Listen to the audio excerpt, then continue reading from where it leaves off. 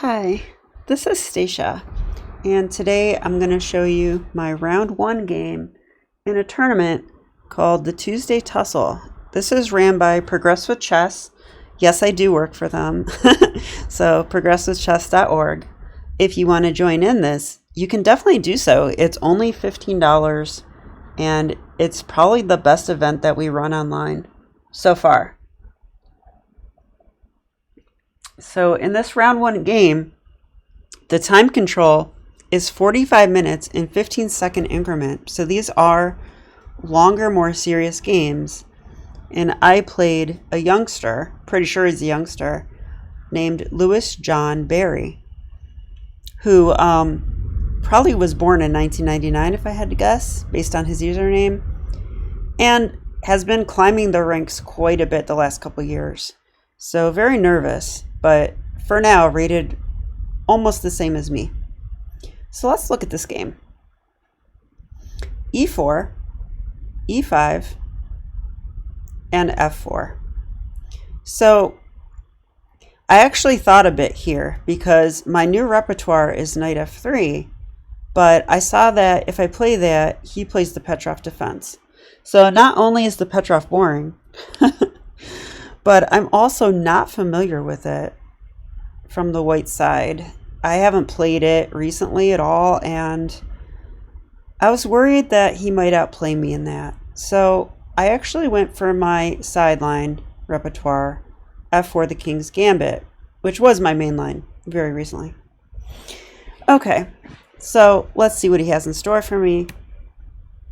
D5, called the Falkbeer counter gambit, but as KG aficionados know, once I take, a lot of times they take here, and now we have transposed into a modern defense, which is what I play as black. And I was feeling comfortable here because, well, I like playing the King's Gambit, so it might get crazy and I might be able to outplay him. So Knight F3, gotta stop crazy checks. And I was hoping that he would play this move. I think better is Knight F6. Just saying I'm not going to collect that pawn with a queen, but I might collect it with a knight. And this is called the Abasia defense. But he did take with a queen, which allows Knight C3. So that's a tempo on the queen. And usually black just returns home and says, I lost a tempo, but so what? You know, still have a pawn. So, okay, fine. But he actually didn't do that. He played Queen A5. And I don't see this too often, but I know it's not great. Okay, and I can see that Anna Zatansky had a game as white in this line and lost in 2006. Kind of surprising, but she was probably young then. Maybe a kid, I don't know. Okay, but I went D4. And I might check with the engine a little bit now. I think D4 is probably correct. And yes, computer agrees. So I'm just saying I'm going to collect my pawn. So you have to do something. And he went bishop D6. And I like this move by him. It's what I play as black, except I don't move my queen out like that. But when I play as black, I try to hold onto that G pawn. And I play moves like H6, G5, and create a pawn chain. And it really is true that if you're successful in doing two things, holding onto the pawn and keeping your king safe, then you're probably going to win the game. But if either one of those things falls, it's going to be a tough game. Well, especially if your king falls, right? But yeah, if white gets in bishop takes f4, usually white has a pretty comfortable game. That's my opinion anyway. Okay, so I went bishop c4. I thought bishop d3 was also an option, but I didn't want to interfere with my queen's defense of this pawn. Don't know if that's important or not, but okay. Also, if the bishop comes here, I might have bishop takes f7 stuff. I don't think I do right now because the queen is laterally defending my squares, but I just think bishop c4 is good. He went knight f6. And now, normally I would castle, but I had a moment. I was like, wait a minute. You should always check on your checks and your captures, right? And here, I do have the option to check that king with queen e2 check. Whoa. Sorry about that. All right. So I played it. So just seeing that, this is pretty annoying. I mean, he cannot play bishop here, because if he does, I take and play queen takes check, so that's not going to be good. And if he goes bishop here, he undefends the pawn. I could actually take it then. So that's a concession, plus moving the bishop twice, putting the bishop in a pin. So that's not a good move. Yeah, I might even have knight d5, I'm not sure. But, so he might have to just move his king. So he did that. He went king to d8. And I actually thought he should go this way. At least here his king has some hope of being safe. Maybe that. I don't know. I do have a dark square bishop though. Maybe this. I actually could see that being a potential move. But he went king d8, which I was happy to see because this king doesn't look like, I mean, he's not going to find shelter over here anytime soon. All these pieces are still here. So I like queen e2 check, and yeah, it turns out that is the best move. It's also not a move that you want to play as a king's gambit player usually. You're putting your queen in front of your king, which is subject to rook moves. And also, it usually facilitates trades. Like, usually queen e7 is a response, but here, the queen's on a5. So I think queen e2 check is really good. He went here. And now he's threatening rook e8. Gotta watch out for that, so I castled. So, okay. I thought he should play rook e8 here, and he did. And now I have to decide where to put my queen. I see now the computer engine wants knight e5. Wow. Looks risky, but I guess the argument is if they take the knight, we're going to open the D file, and maybe that will be useful. So, makes sense. I was thinking queen f2, but this does allow knight g4, and even after check, I thought he could just simply block. Let's see what the computer says. It actually says bishop e6, so not even doing this. Yeah, this is a bad move. Queen e4, queen h4 check, f6. Oh, it says take the pawn. Yeah, okay. My queen's invading, and I'm pretty well developed, so I can get away with this. But if bishop e6, he's just fine, it says. So I didn't do that. I went queen d3. I think this is a slightly better move. I'm sort of eyeing this pawn. My queen's more centralized. I'm guarding the bishop. Okay, queen d3. Fair enough. Okay, and bishop e6. So, he could have played bishop f5 here. The computer is showing me this move. Yeah, I missed this instead of my opponent, but the queen is guarding that square. So that actually would be a good move. And then I'd have to just go like queen d1 or something. So it loses a tempo. So that would have been nice. Instead, this move. And now I could take. I didn't want to help his rook out though, even though I might have this. So I simply developed with bishop d2. Now I'm threatening discoveries. Wow, it says bishop f5 and black's better. I missed that. I saw this move later in the game, but it's disturbing to me that I didn't see this tempo move. So, yeah, and I guess it's because the queen is defending laterally, which I did see earlier.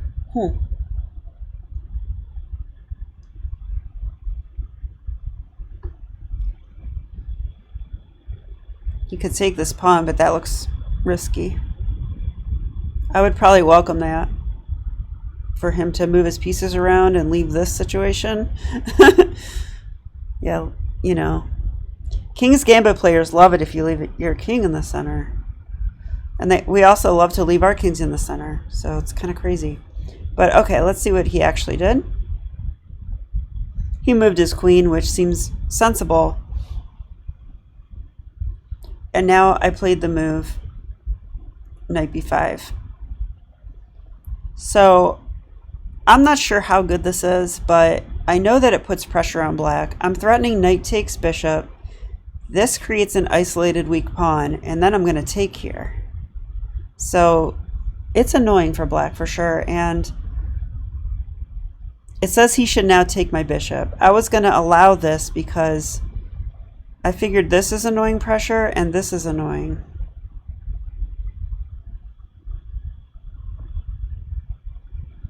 He went queen g4. I think this move is just simply defending the pawn. So he's saying take my bishop if you want. But here I played sort of a gutsy move. Is that the right word? I don't know. It's ambitious. Let me put it that way. Knight e5. It looks natural enough, doesn't it? The computer doesn't think it's best. It wants to take first. But I thought this helps the rook get in the game, and then it wants knight e5.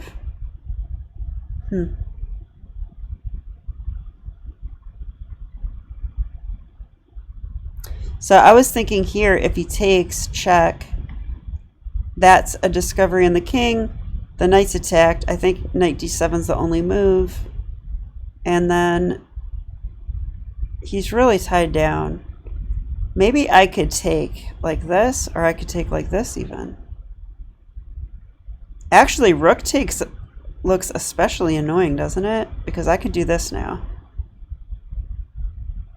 Or this. Probably this. Okay, interesting. So I did not exchange bishops first. I left the tension. Whoops. Did not do that move. And play knight e5 immediately. Okay, so now time to check if my calculations were right. So I had some ideas here because I was thinking if he goes here, I take with check and the knight must go here, and I thought this must be awesome for me. I have so many threats. I'm threatening this, I'm threatening this, I'm threatening this, I'm threatening this. I don't know. And if the bishop takes, I'm threatening this and this too, and so many threats that I figured it had to be good for me, so he probably shouldn't do that. So if he can't do that, then he probably needs to move the queen. Yeah, and computer's saying this is best. So, oops. So moving the queen,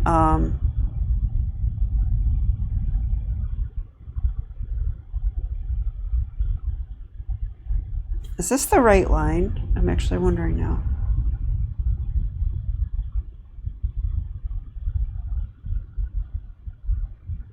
Yeah, he takes the bishop. And I thought this was bad for him because it sort of improves my queen. It puts my queen out of the way of the d-file, which might open up if he does this, which he really wants to do. This knight is a little too much. And now I'm on this, like I was saying, and I'm on this. Okay, so I felt like now he has to take the knight.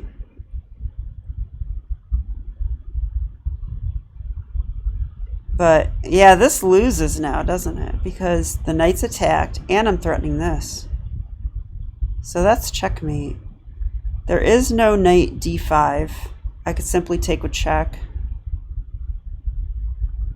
So yeah, black is lost here. So he cannot take. So he probably needs to move his queen. Computer gives rook takes, which sacks the exchange for no reason. So he probably needs to move his queen. Honestly, I thought this was a try here. This is the move I was kind of afraid of. Oh, wow. I did not see this during the game. If you want to pause your video and find the winning move, go ahead and do so now. There might be more than one winning move, but this definitely wins. Knight takes f7 check. If you take with the queen, I'm still x-ray defending that square. So that loses. And if you go somewhere else, like king d7,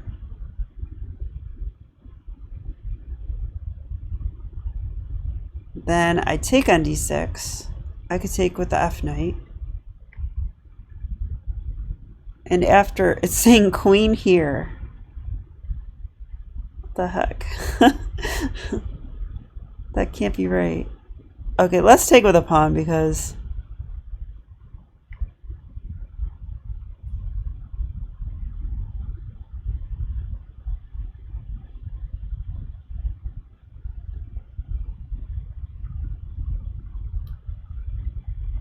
it's just queen c7 checkmate, yeah.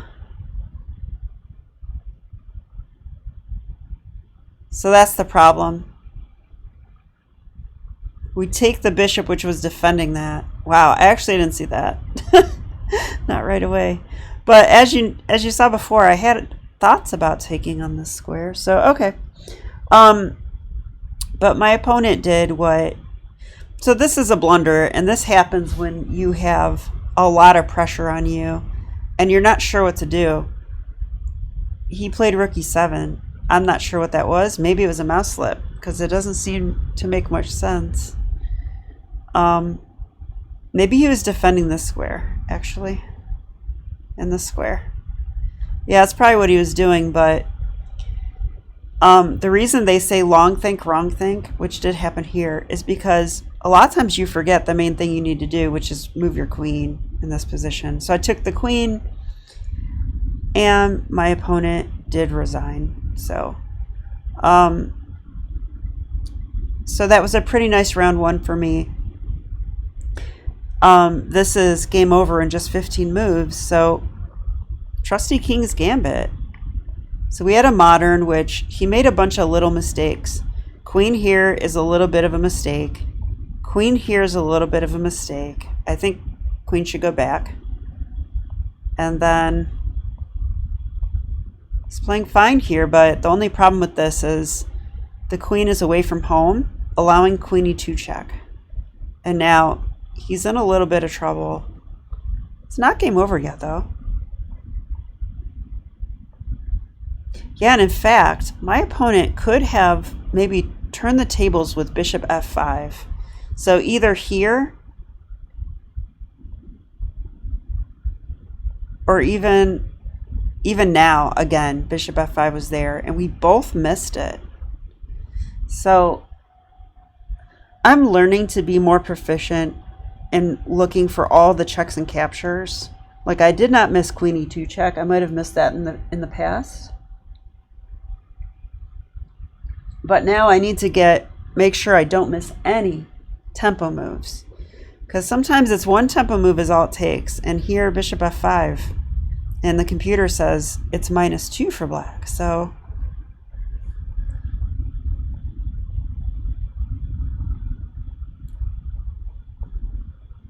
wow. It's kind of funny, like computer suggesting bishop takes e6, but then it says after knight b5, I'm actually more winning. So, okay.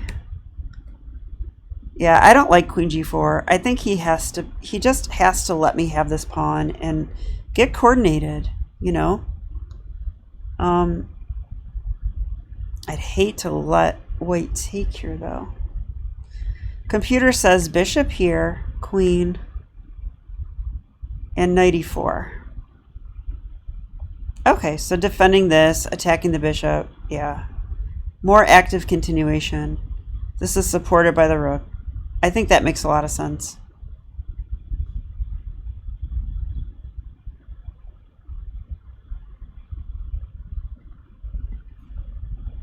But the way it went, I mean, here's the main problem. Okay, knight e5 is not that big of a deal, except for this. The king's in the center. Black cannot finish their development. Everything's all weird. His attacks aren't going to work because he needs like this move and this move. And even that's probably not enough. Yeah, I'm all coordinated. My knights are very active. My bishop's active. My bishop's active. Rook active. This is ready to come in. And black is not developed. So this looks like a Morphe versus an NN game, you know, which makes me very happy because Paul Morphe is my favorite player, if you didn't know that. Aside from I am John Bartholomew. And this is also how I've been trying to learn how to play the last year and a half. So games like these make me feel like I achieved that goal. And now I have a plus score in this tournament. So I'll be back with the next one. Thanks for watching. Bye.